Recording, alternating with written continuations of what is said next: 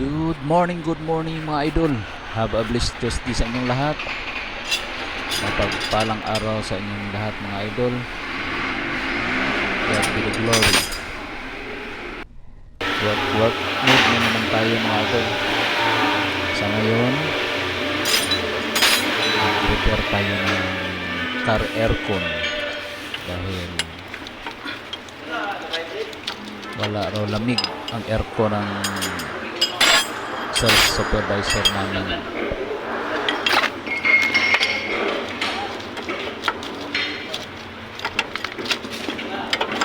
So ngayon gumagapang ako sa ilalim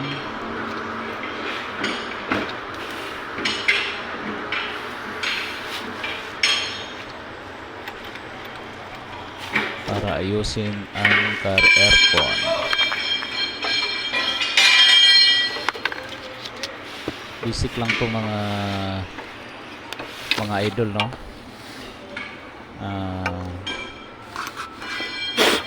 Ito yung problema, ito yung hose na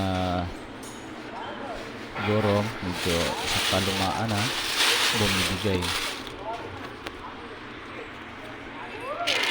bumibigay na ang hose, medyo matagal-tagal na rin tong car aircon nito kaya bumibigay.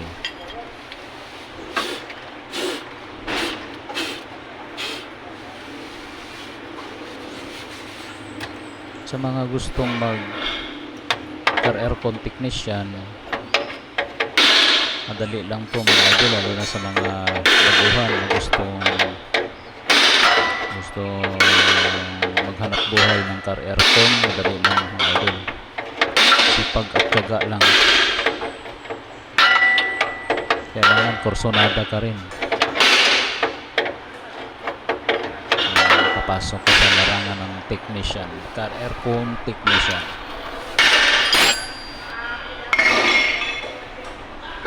Sa ngayon medyo masikip ang sitwasyon mga idol. Tinatanggal ko yung nabiyak na hose,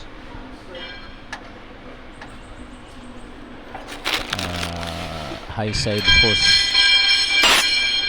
from compressor to condenser. Yun ang bumibigay na hose, high side.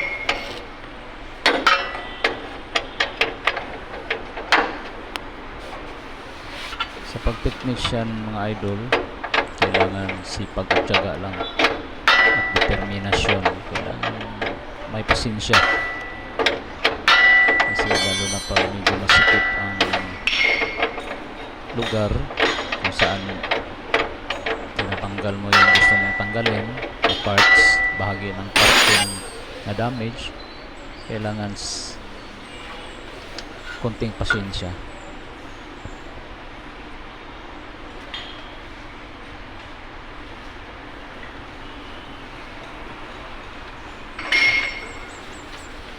Basic lang to mga idol, itong car aircon, basic lang. Sa mga baguhan medyo manibago pa, pero pag sa katagalan na, basic na lang rin sa kanila. Sa ngayon natanggal ko na ang hose kung saan basag yung hose, siguro sa kalumaan na. Siyempre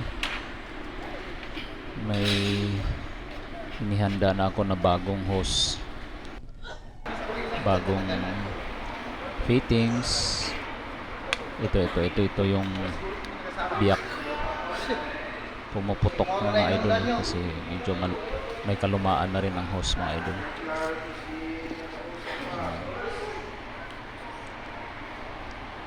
At bumibili na rin ako ng bagong hose tsaka fittings. Pinapa-crimping ko na para solid, walang di magli-leak ang freon kung in kaso may laman na sa loob. Saka tong luma medyo may pagka matigas na. Medyo matigas na mga idol, kaya Ay, di ba? Yan na idol ba? saka Okay na, okay na. Go. may kasamahan pa ako na nangungulit, oh.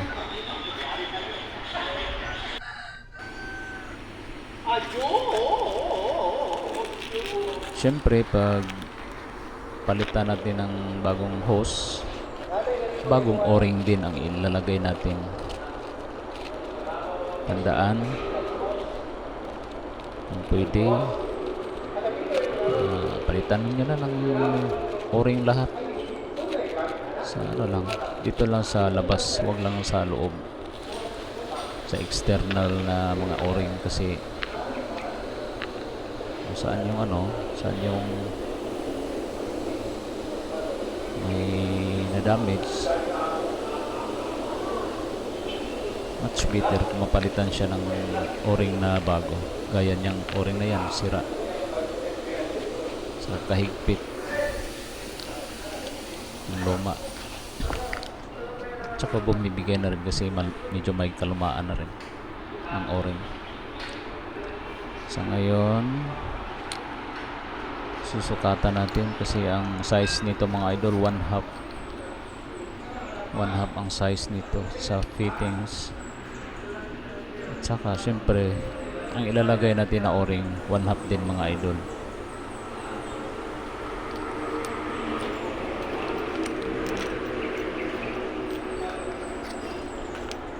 Magkabilaan to mga idol. From compressor, konektado ng compressor high side patungong high side na condenser, 1/2 size na hose at fittings.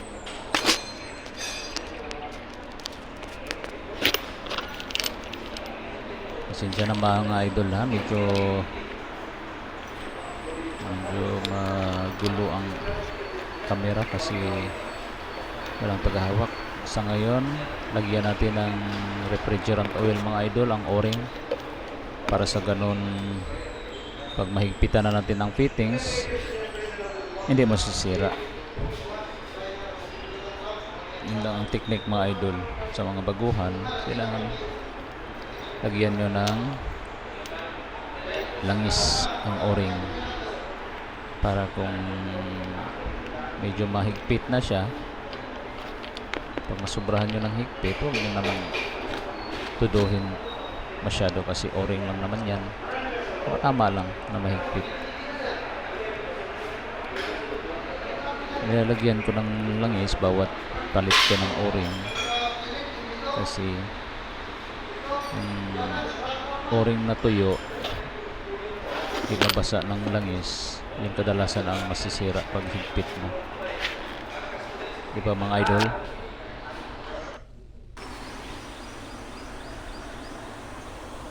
Sa ngayon, gagapang na naman tayo ulit mga idol para ikabit na tong bagong hose. Okay, para ma-resolve na ang problema ni busing.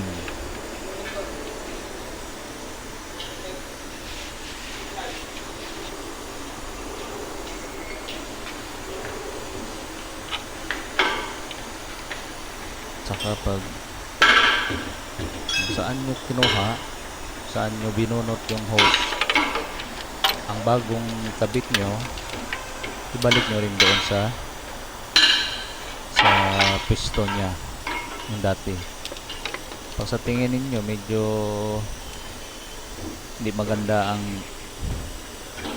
lugar, hanapan nyo ng paraan na ilagay sa magandang lugar na safe ang hose natin.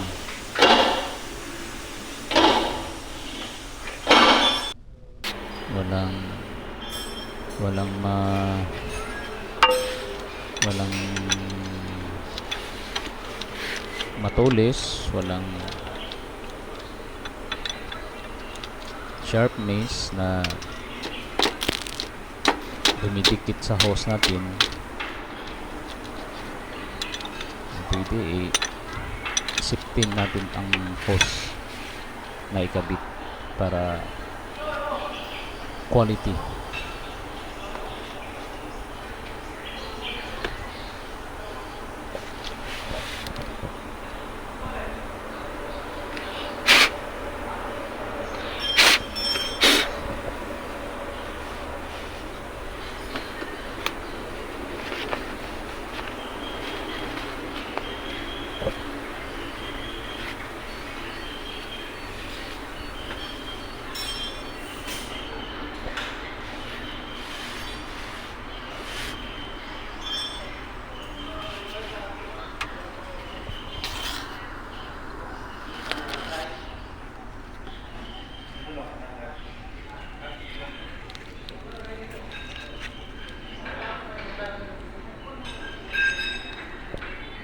Iwan ko sinong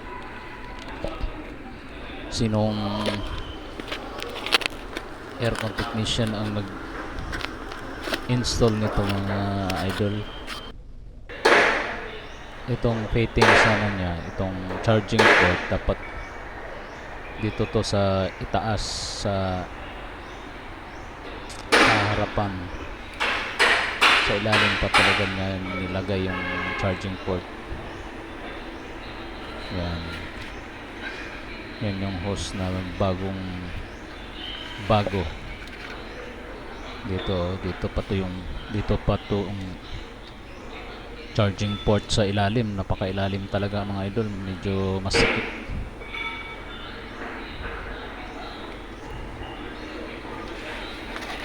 Yan ang charging port, 134E adapter. Doon dadaan ang freon kung mag-charging tayo ng freon. So ngayon nilagyan na natin ng gauge agad para sa ngayon idol wala akong pangliktis, wala akong pressurized na nitrogen, kaya ang gagawin ko nito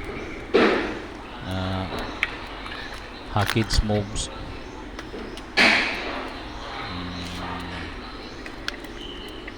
Sa akin lang na technique ito. Babacuumin ko lang siya. Babacuumin ko pag dumating na sa punto na na-vacuum ko na siya ng 20 minutes. Subukan kong isarado ang gauge. Yan, magba-vacuum yan siya mga idol, yung gauge na yan. Nasa 0 yan ngayon, 0. Na-vacuum na yan. Abot pa yan ng negative 27 o 28 to 30. Palong medyo malakas ang vacuum pump na. Ngayon binubuksan ko na para naihit ang hangin sa loob ng vacuum pump. Masipsip ng vacuum pump ang hangin galing sa system. Magbabacuum din yan mga idol yan. 0 papunta yan ng negative. Yan. Magbabacuum na siya. Papunta na siya sa 27,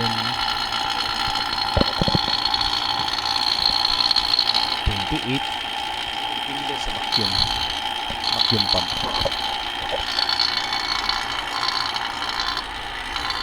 Pero mas maganda sana mga idol kung may pressurized kayo.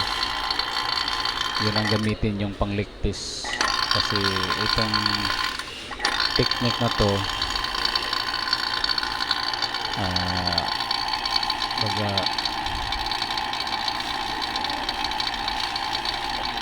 kami lang nakakaalam kaming gumagamit ng ganito.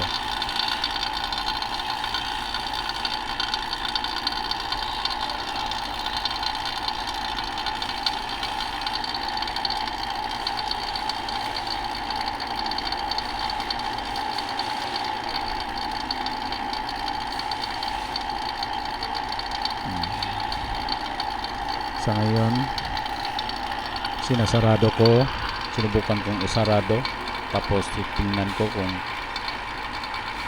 magbaback pressure ba siya,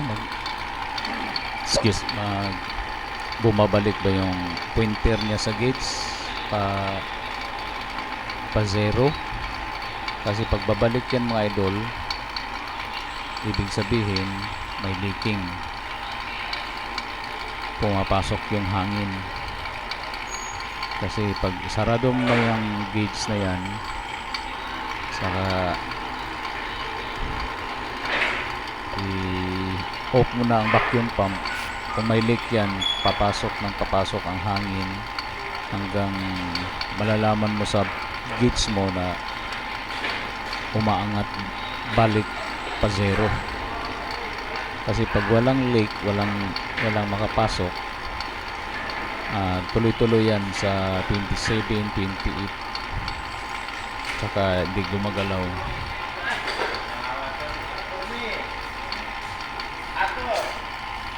Ganyan lang ang diskarte pag walang Boss, wala kang pressurized na ang ligpis. nag-iisang aircon na lang sa APB. Pero wag niyong gayahin. Masang butangan na to mo ang drop side. Baguhan.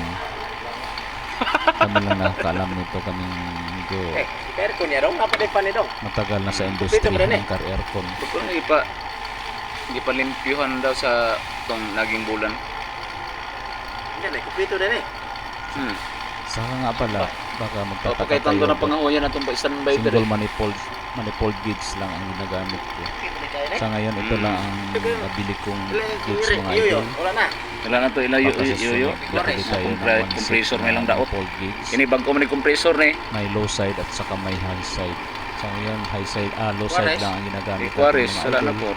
Kay Julius, wala na po. Mas mabuti sana kung isang seat talaga, may low side at saka may high side, Kita kayo na. para pag Aircon pa rin. vacuum mabacuum ang low side, mabacuum ang high side, madali lang, lalo na pag malakas ang vacuum pump. Sa ngayon, i-obserbahan ko mga idol kung wala bang leaking, kasi pag may leaking yan, aangat ang pointer ng gauge, babalik yan sa zero pag may leaking. So para sa ngayon, sa observation ko, wala namang leaking. Steady lang naman ang pointer niya.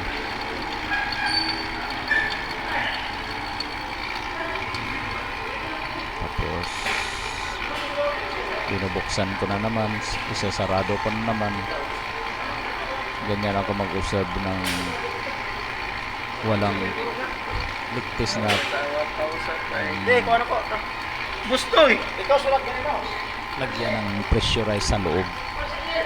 Ito sa akin, vacuum lang ang ligpis ko. 85 na. Ang basihan ko, vacuum. Kasi sinasabi ko, pag-aangat ang pointer, pag sarado mo ng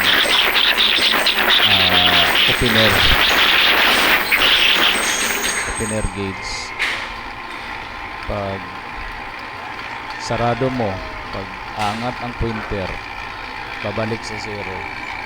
Yan, may leak yan mga idol. Kaya pag sarado mo, tsaka dandahan siyang bumabalik, di ganong mabilisan pagbalik. Ibig sabihin nun may leaking na kunti, kaya siya bumabalik, kaya siya napasukan ng hangin. Naintindihan nyo ba mga idol ang ibig kong sabihin?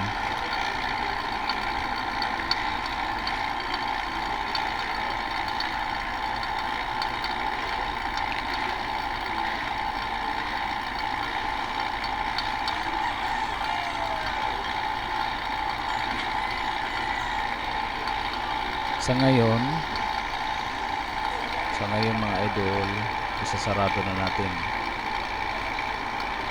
Tsaka tapos ko na pala nilagyan to ng tapos ko na nilagyan ng refrigerant oil yung compressor. Baka sabihin nyo, saan ko nilagay. Pinasipsip ko kanina. Habang nag-vacuum ako, nakita ko na wala ng leaking. Nung first option ko, walang leaking. Pinasipsip ko na ng langis yun. Sa ngayon,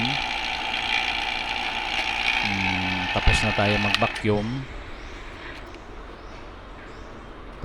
mag-vacuum. Isasarado na natin ang manifold gauge para makargahan na natin ang freon, mga idol. I-off na natin ang vacuum pump. Kunin natin ang hose sa vacuum pump. Ilagay natin sa freon tank. Ito freon tank yung mga idol kung binubuksan ko. Charging port dyan ang freon tank. Ilalagay ko na ang charging hose.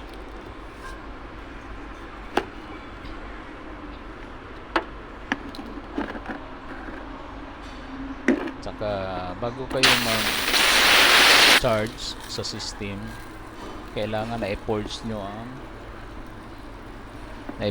ang freon. Kumbaga yan yung liquid na yan, freon yan, mga idol. So ang ang natural air, natural na hangin, hindi makapasok kasi inilabas natin. Kasi ang natural na hangin, yun yung hangin na natural na pag makapasok yan sa system, di maganda ang lamig natin sa aircon. Kaya kailangan natin ma-purge din yan kasi para lalabas ang hangin at pure liquid ang maipasok natin una. Saka pag magkarga tayo, mga idol, ng freon, lalo na liquid, kaya kanina liquid yun, yung puti yun, parang yellow na rin yan, liquid na yan. Kailangan dandahan kasi magbilaukan yung minsan bilaukan yung expansion valve.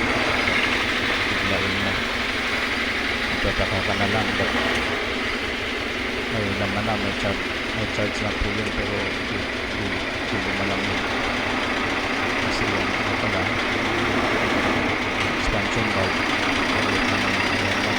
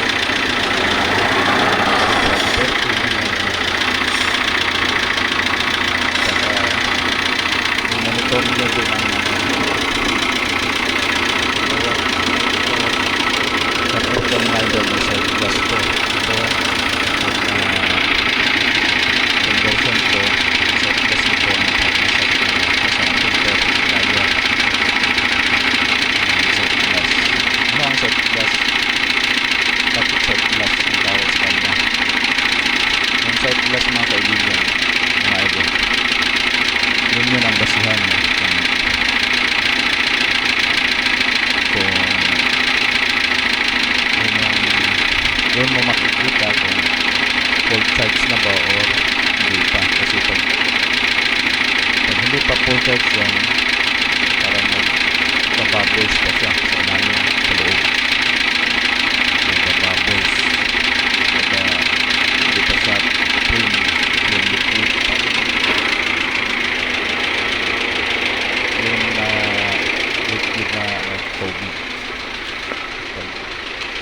tubig, kumbaga ito siya, parang tubig yung paglagay. Wala ng bubbles. Ibig sabihin na full charge na yan. Saka kapain mo rin ang low side, high side. Ayan ito. Tingnan ko ang side glass. Yan. Filter dryer na yan. May side glass yan. Saka kapain ko yung low side kung malamig na ba. Saka high side, kapain mo rin. Kailangan hindi masyadong mainit. Kasi pag mainit masyado yan, delikado. O, tama lang ang init. Pag masyadong mainit, delikado sa putok. Pag mo putok minsan yung high side. Pag masubrahan sa karga at saka plug up. Kaya tawag na plug up, barado. May barado ang system.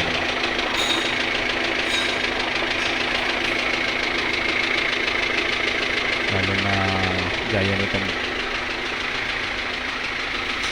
filter dryer na to, ordinary na filter dryer, universal.